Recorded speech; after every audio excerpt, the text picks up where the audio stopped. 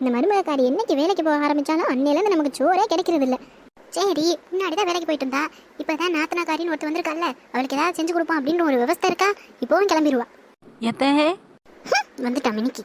அத்தை, உங்க திருமுகத்தை ஒரு முகமா திருப்புங்கோ, இங்க கொஞ்சம் திருப்புங்கோ.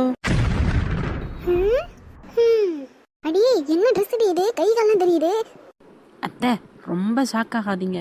இன்னைக்கு எங்க ஆபீஸ்ல பார்ட்டி கொண்டாடுறாங்க, அதனால தான் நான் இந்த ட்ரெஸ் போட்டு போறேன். அதுக்கு ஒரு சேலையை கட்டிட்டு போக வேண்டியதானே? இன்னைக்கு இந்த ட்ரெஸ் தான் அத்தை போட்டு வர சொன்னாங்க. நீங்க சும்மா இருங்க, நான் சொல்ல வேண்டியதை சொல்லிட்டு கிளம்புறேன். டைம் ஆச்சு எனக்கு வேற. சொல்லி தலை. அத்தை, மோர் குழம்பு வச்சுட்டேன், சோறு உடைச்சிட்டேன்.